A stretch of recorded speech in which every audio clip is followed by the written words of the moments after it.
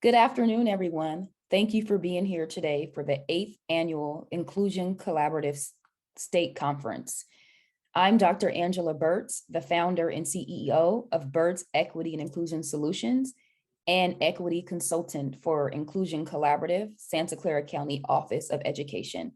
Today's presentation focuses on African American students' ways to equity playbook enhancements.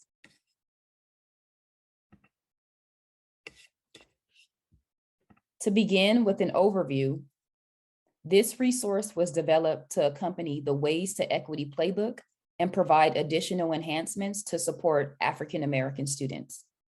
Access to high quality educational programs and resources is often a necessity for lifelong success.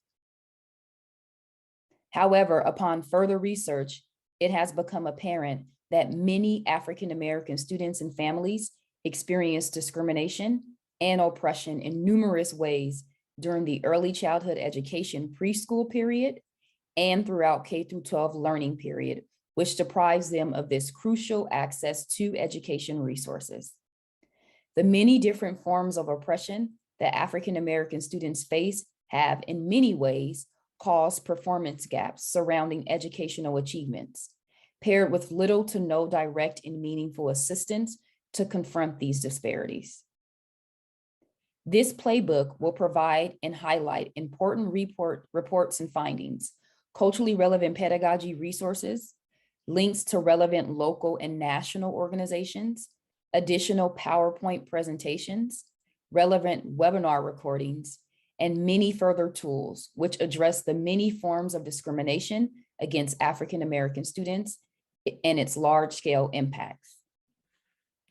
The resources provided throughout this presentation not only cover the many different ways that African American students and families experience discrimination throughout early childhood education period, the duration of K-12 learning, such as challenges surrounding intersectional oppression against female African American students, a lack of culturally conscious teaching principles, an overwhelming absence of Black student representation and high quality state preschool programs, and a plethora of other inequities with boundless repercussions. In addition, these resources not only cover many of the issues at hand, but also provide step-by-step solutions on both the macro and micro levels, which will aid both you and your organization to take active, sustainable actions to implement noteworthy and life-changing progress.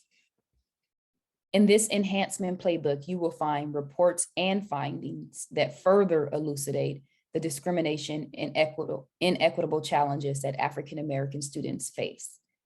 In the first report by African American Policy Forum and Center for Intersectionality and Social Policy Studies, Black Girls Matter Pushed Out, Over Police and Unprotected is an interesting resource because it looks at inequities in early childhood education and K-12 education through an intersectional lens by covering discrimination on levels concerning both gender and race. Currently, there is very minimal amount of research surrounding discrimination against Black girls in state school systems. So this report only contains data extracted from school systems in Boston and New York, which are still noteworthy. This report covers many issues that Black girls face in school systems, such as zero tolerance policies contributing to achievement gaps, schools failing to or incorrectly interfering with matters such as sexual assault, burdens surrounding familial obligations, falling on young females, the stigmatization and lack of support for pregnant students, and numerous other issues and actions contributing to oppression. This data resource is unique because it includes direct quotes from young female Black students and how the different forms of discrimination make them feel and the lasting impacts that it can have. The findings also include ways to help young Black girls and women, such as expanding existing research opportunities to collect more data, reviewing and adjusting school policies that contribute to the juvenile justice system, creating protocols to correctly deal with matters surrounding sexual assault, expanding programs for pregnant students, and many other actions that can take place to improve school environments for Black girls and women. There are also other findings and reports, such as one written in 2019 by the Education Trust entitled Young Learners, Missed Opportunities, Ensuring that Black and Latino have access to high quality state-funded preschool. The NAACP Legal Defense and Educational Fund also wrote a report in 2019 entitled Locked Out of the Classroom, How Implicit Bias Contributes to Disparities in School Discipline.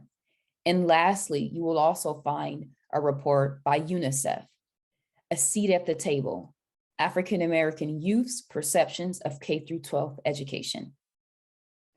More on young learners' missed opportunities, ensuring that Black and Latino have high access to high quality state-funded preschool.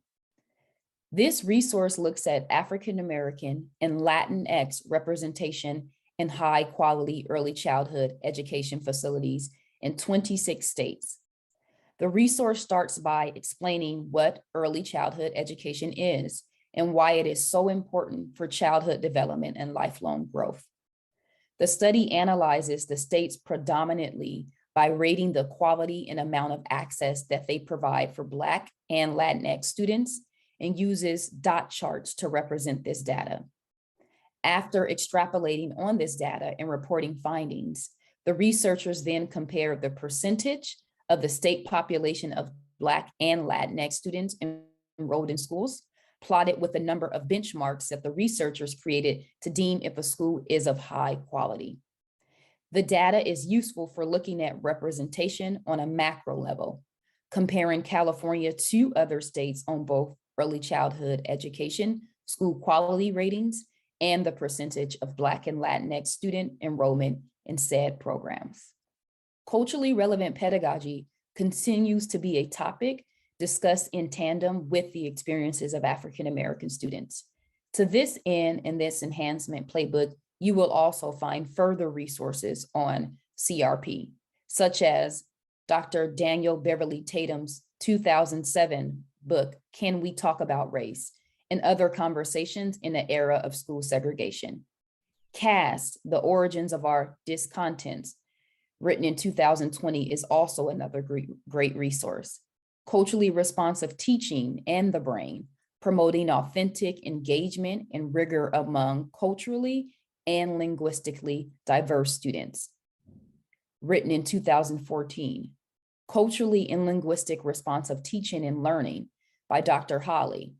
Culturally Relevant Teaching, a Special Issue of Theory into Practice by Lassing Billings in 2005. There's also The Dream Keepers, Successful Teachers of African American Students, written in 1997.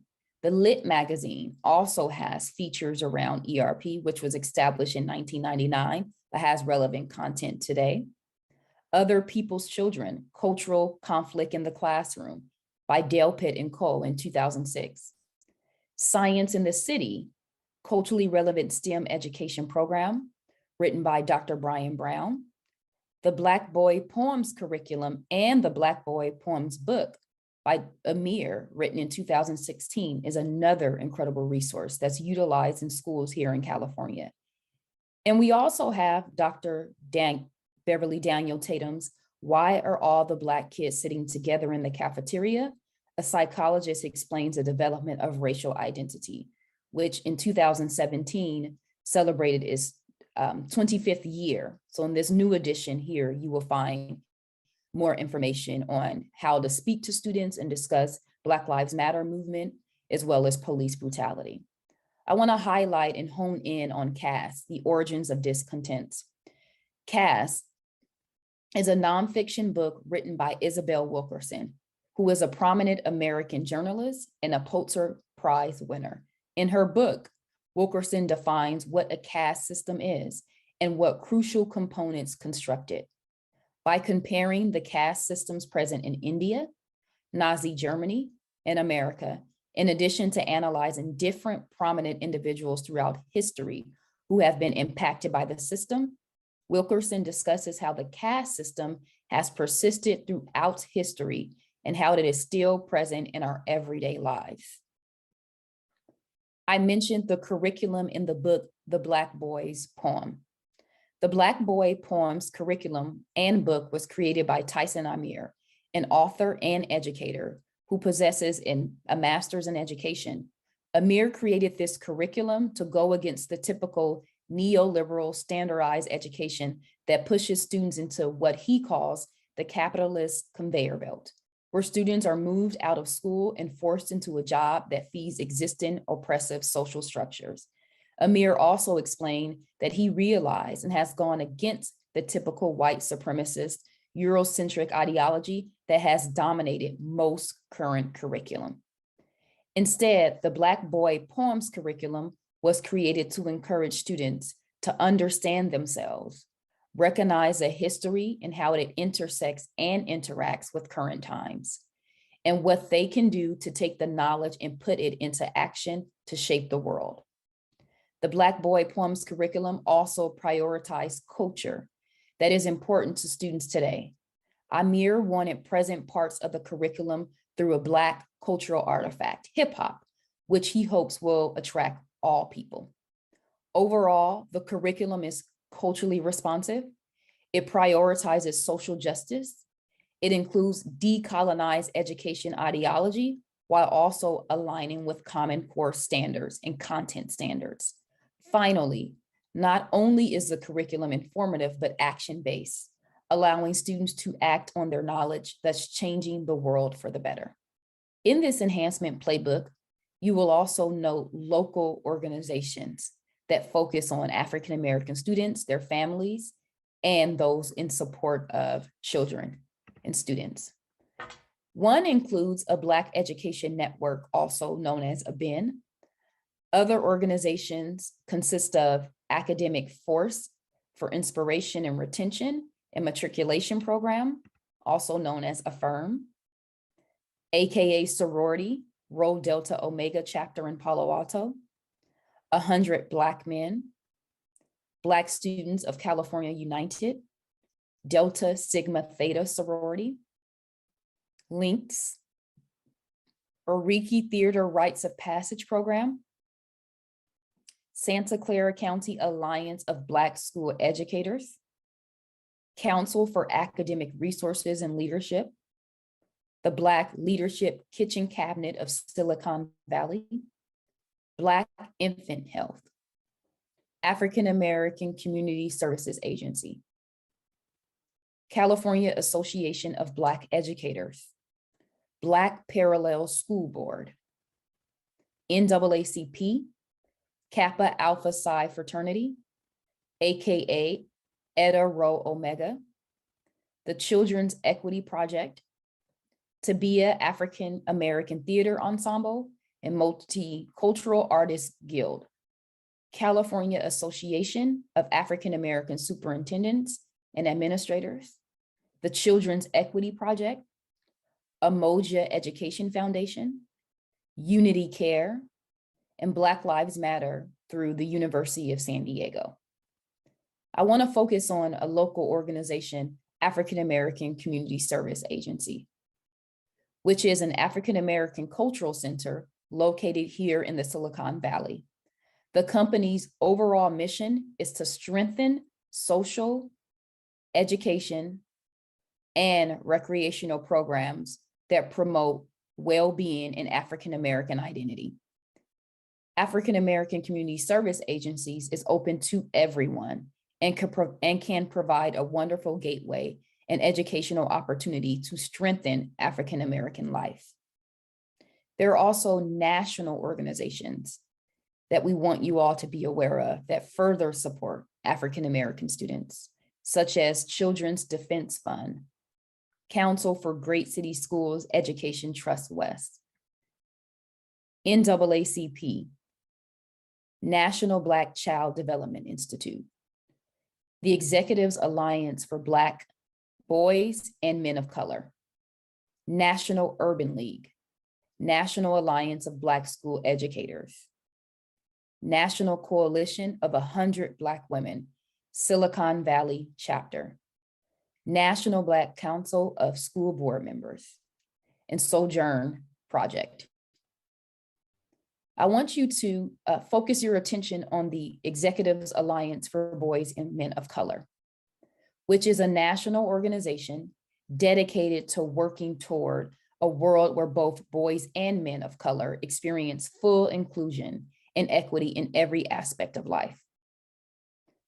The EABMOC predominantly focuses on the macro level, concentrating on promoting philanthropic investments in both boys and men of color, fostering partnerships and collaborations among philanthropic institutions, and motivating the public to prioritize and advocate for policy that will support boys and men of color. I'll briefly highlight another organization that I had an opportunity to partner with as an educator, and that is Sojourn Project, which takes students from middle school throughout high school, public schools, charter schools, and private schools alike to the South to experience the civil rights movement through interactive learning, visiting sites and locations, and even meeting with historical civil rights activists. It's an organization that teaches education, history, and also advocacy. So all of the national organizations that you see here are having an impact on youth, communities, African Americans, and students that come from different backgrounds to promote the healthy identity development of African American children. This enhancement playbook also includes PowerPoint presentations from other organizations, such as the Black Leadership Kitchen Cabinet study of Silicon Valley. There are two findings here, a PowerPoint presented by Gary Daniels, the founder of Black Youth, and also organizing at the Education Summit in the Rotunda at City Hall, San Jose. Those are both two PowerPoint presentations where you could hear from leaders who have expertise in working with African American students and also working locally and nationally to address issues. The Council of Great City Schools have many other presentations as well, such as Leading Courageous Conversation, a Systemic Racial Equity, Transformation to Improve, a PowerPoint presentation on achievement of males of color, Advancing the Reading, Writing, and Development of African American Males, Actionable Strategies to Improve the Academic Achievement for Young Men of Color. These are all PowerPoint presentations that you will be able to click on and download for your use. There are also webinar recordings, such as from Birds Equity and Inclusion Solutions, featuring myself, a few presentations that I've done over the past several years, including one with Inclusion Collaborative and Santa Clara County Office of Education that focus on the Ways to Equity Playbook, the CA1 Equity Institute, African American Student Engagement in Primary and Secondary Education. There's also another presentation and webinar recording of mine focused on why identity matters, African American students and Black racial identity development. And lastly, On Purpose Live, Racial Equity in Education, featuring myself. The California Association of African American Superintendents and Administrators also offer webinar recordings, such as CASA, Roundup Opening Session, a 2022 Statewide Professional Development Summit Recap, Inequality in America, Equity Education and Legal Rights on Students, Preparing Students for the Future, Addressing COVID-19, Distance Learning and Racial Justice. And they also have a recording on strategies to create a Black male teacher pipeline. Lastly, the National Association for the Advancement of Colored People has a recording entitled Advancing Equity in Education webinar. There are many tools in the Ways to Equity Playbook, and we highlight a few additional ones here in this enhancement page. One comes from the California Association of Black School Educators. It's a recap of their Blueprint Survey 2019 CABSC conference, the California Collaborative for Educational Excellence, also has tools on distance and blended learning for historically marginalized populations. The NAACP has a toolkit entitled Making the Grade, a toolkit on Every Student Succeeds Act. And the National Urban League has Restart Smart, a guide to school reopening during a pandemic. And they also have Your Rights and Protections under the CARES Act. So as you can see, there are many incredible tools, presentations, organizations, both national and local, that you can turn your eyes to further understand how to support African-American students. If you have any questions about the content today, the resources here, please do not hesitate to contact the Inclusion Collaborative at the phone number and email address listed there, or contact myself, Dr. Angela Burtz. I provide information on my website where you can submit an inquiry and get back to me. Thank you for your time today. I hope you find this information useful, and we look forward to hearing from you and also learning about the ways that you support students in your organization, district, communities. Thank you.